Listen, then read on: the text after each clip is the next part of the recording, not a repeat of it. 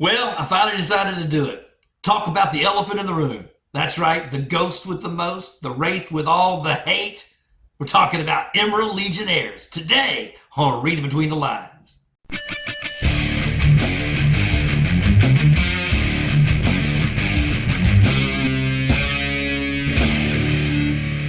Greetings and salutations and welcome to Reading Between the Lines. I am your host, the Water Dog, and we're going to be doing it to it, brother. We're going to be doing Emerald Legionnaires. The reason for me doing this is because I just got through playing a tournament about a month ago out there in Lafayette, the Nefertiti Advanced, a tournament that I did win. And it was the first time I've ever played Emerald Legionnaires, and so I wanted to talk about it, talk about the deck, and then talk about the card and all the hate that it gets. And so let's kind of do it to it. The first thing I need to do is talk about where I got the deck idea from.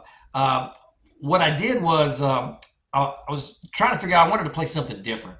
I played, when I went to go to the Week of Nightmares and Origins, I played, about 15, 16 different decks out there. And I just didn't want to play the same decks in Lafayette if I could possibly do that.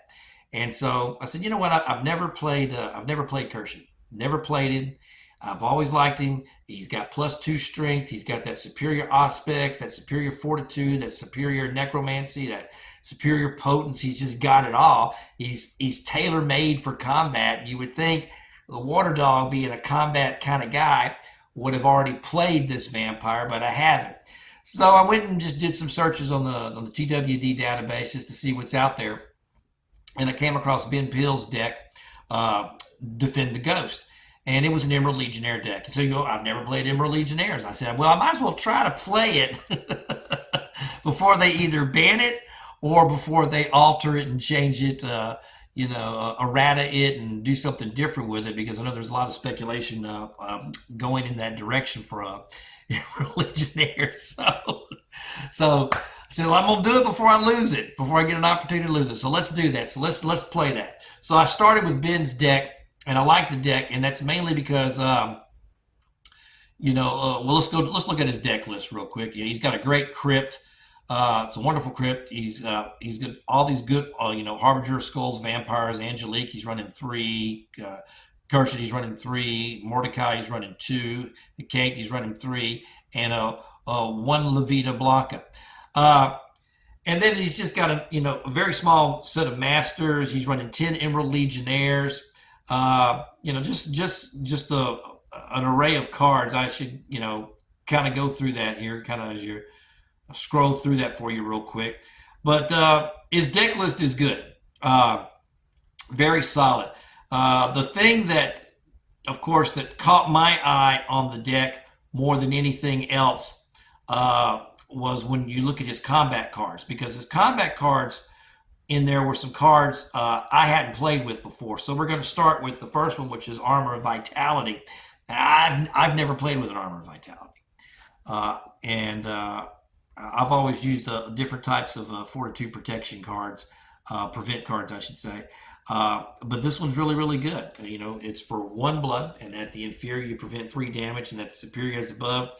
And if any of the damage was from the opposing minion's melee weapons, that weapon is destroyed. And I like that because I never really thought about that, especially when you play down south in the Gulf Coast. You're going to face combat decks. Okay, I swear at every table, you're going to face a combat deck. And at the weekend, there was 2 tournaments out there in Lafayette last month. And in both tournaments, there was not a table I didn't sit at that didn't have 1 to 2 combat decks at it. And of course, the first day, the first tournament I played, I was playing a combat deck, and this deck as well.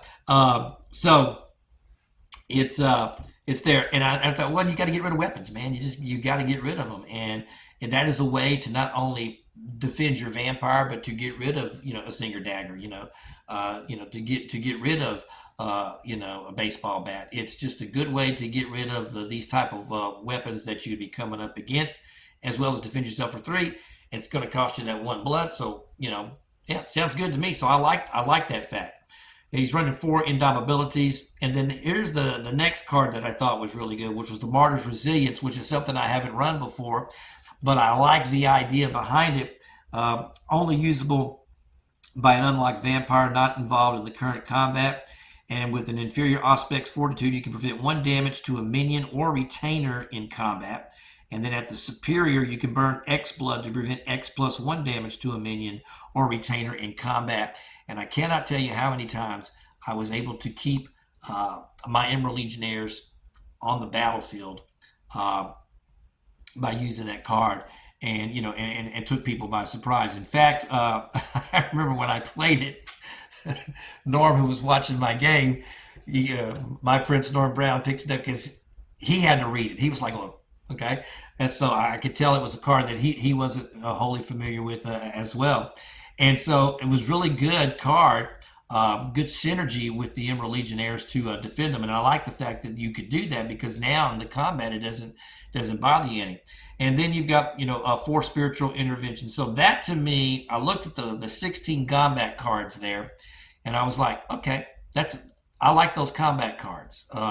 That's a good starting point for me. And so let's do it. Let's do some Emerald Legionnaire. We're going to start with this deck, of course, and go with it from there. Now, I made some changes to this deck. And then I shot Ben Peel a text message and said, Ben, look, I'm going to play your deck, Defend the Ghost, but I'm going to make some changes. I want to make sure that, you like these changes. And if you've got any, suggestions about what I should do with that. And he looked at the deck and he goes, well, Kelly, that's not my deck. He said, that's Adam Holz's deck, and I borrowed that deck. And so, hence my creation, okay? It's my creation.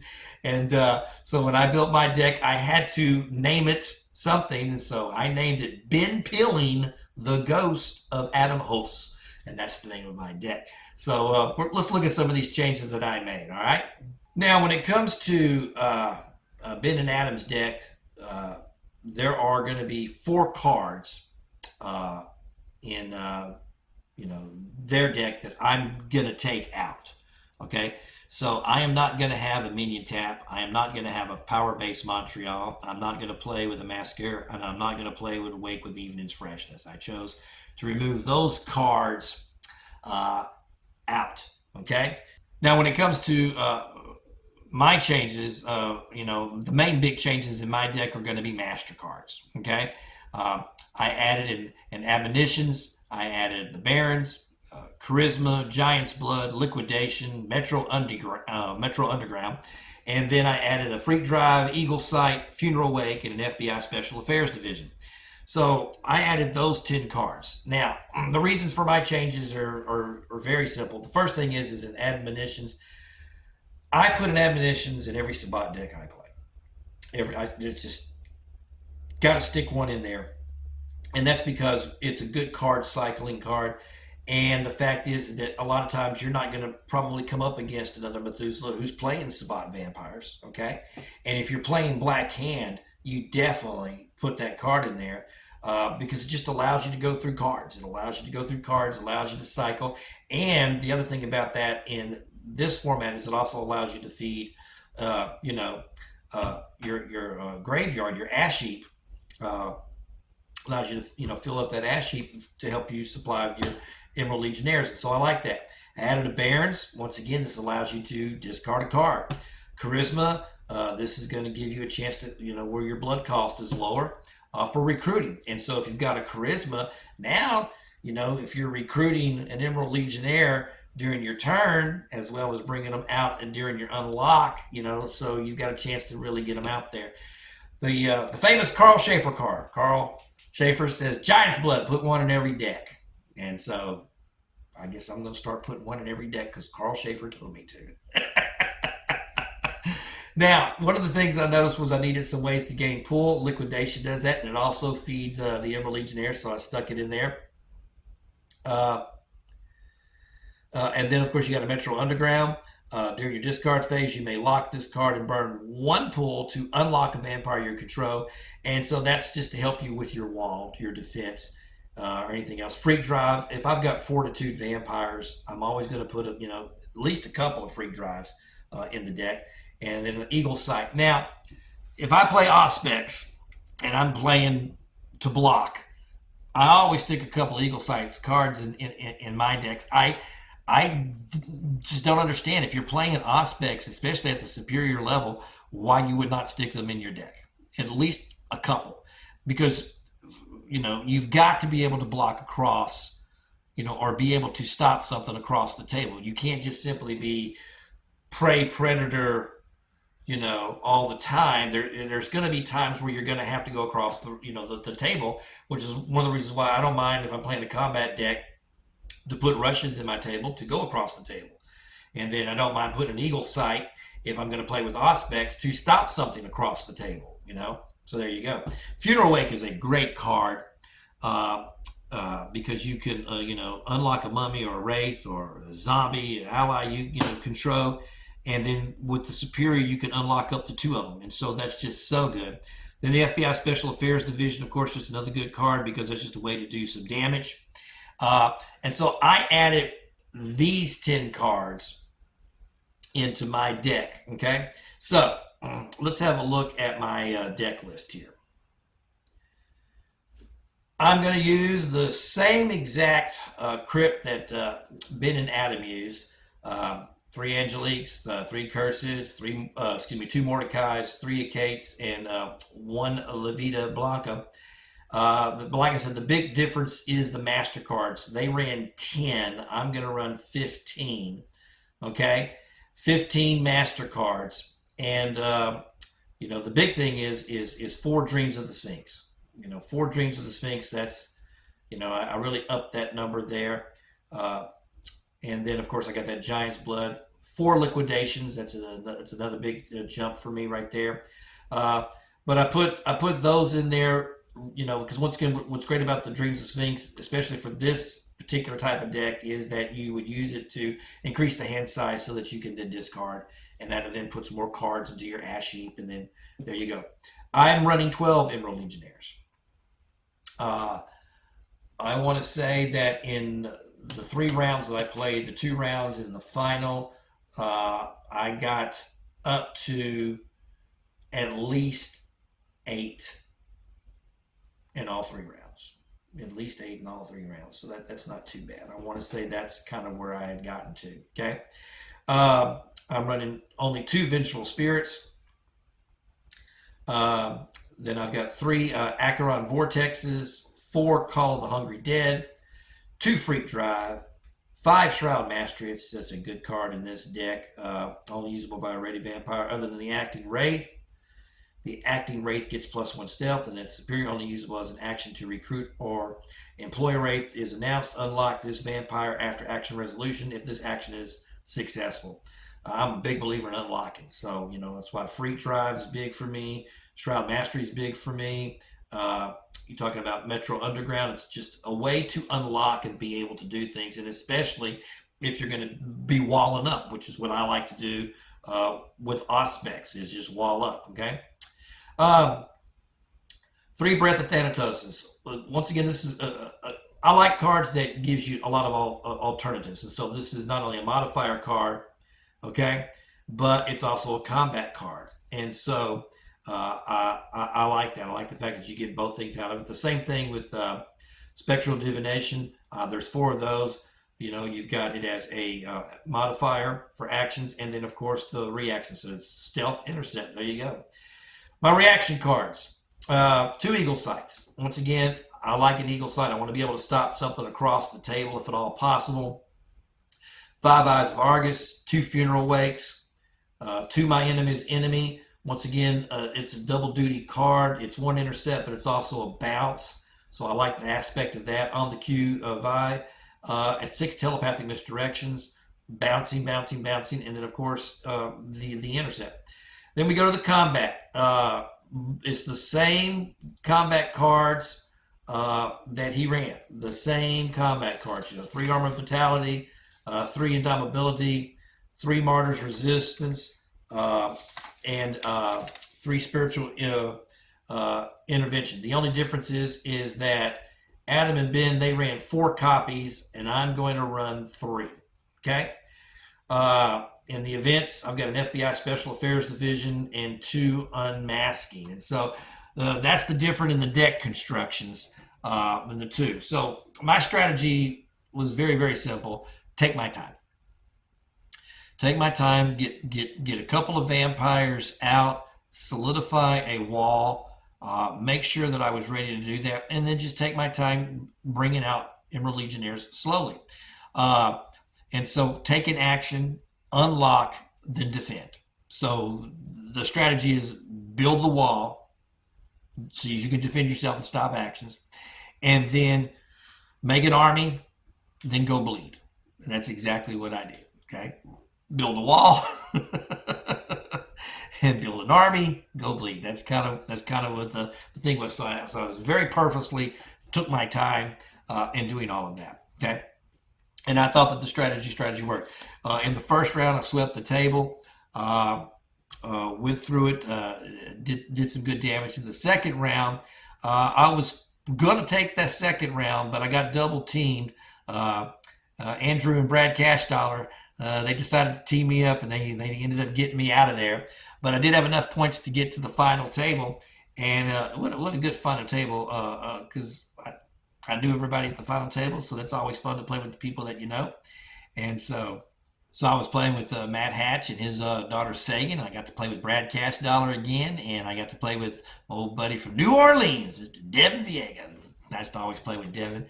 And so it was a fun final table because, like I said, just players you've played with and just having a good time.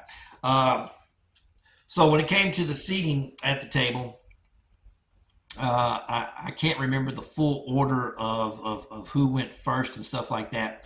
But I was in second place, so I was the fourth one to take a seat at the table.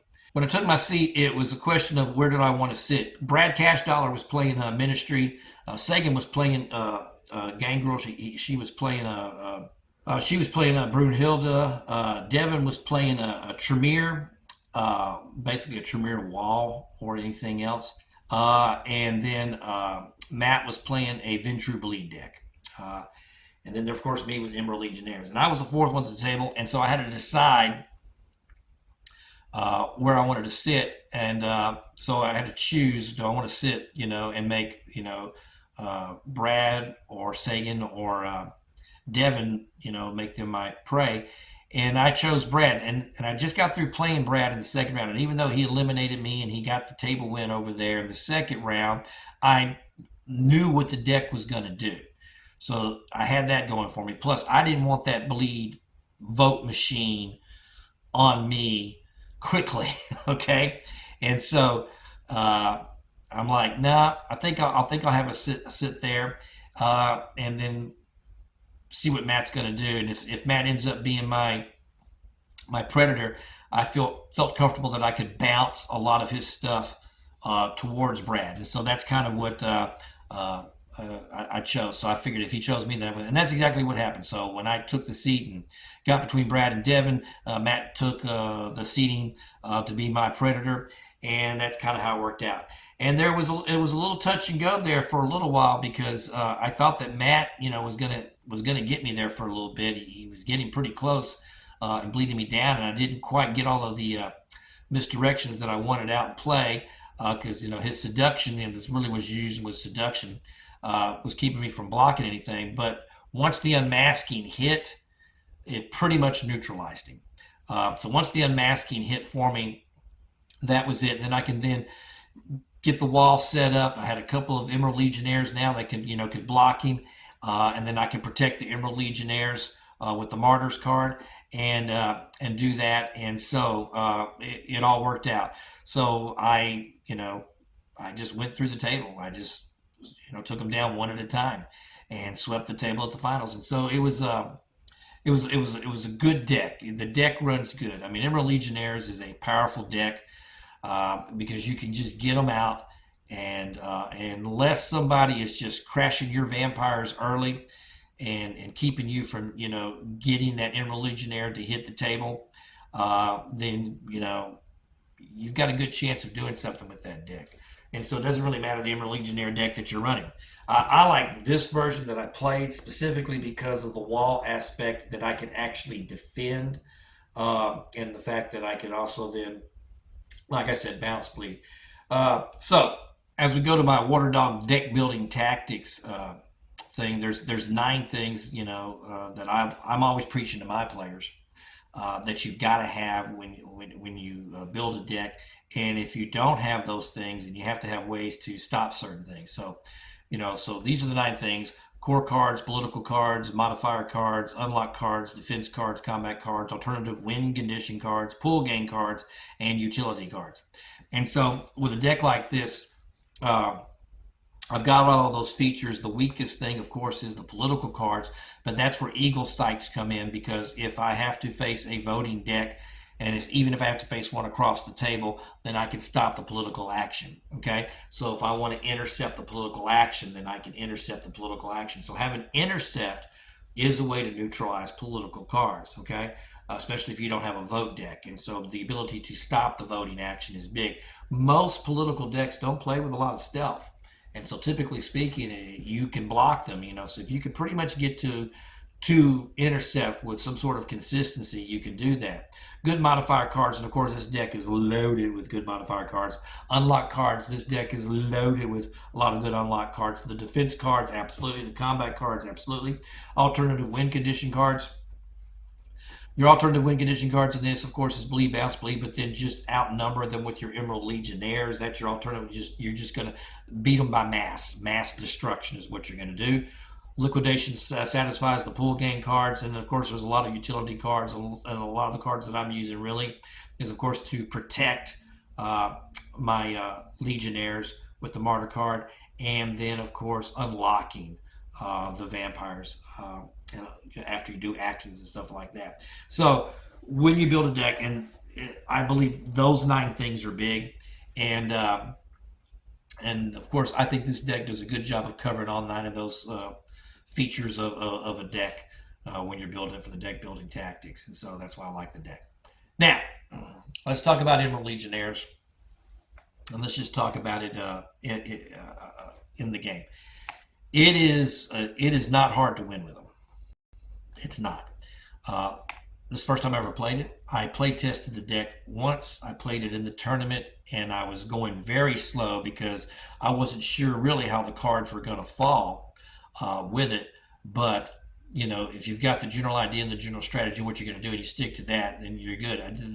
Playing an Emerald Legionnaire deck is not difficult, and it just puts so much pressure on your Predator, and the fact that you've got the Harbinger of Skulls as the vampires that are putting them out, and they can block actions, block a lot of actions, then they're the perfect vampires to put out this monstrosity of an army that's going to be coming after people. So it's very easy to play. It's very easy to win with.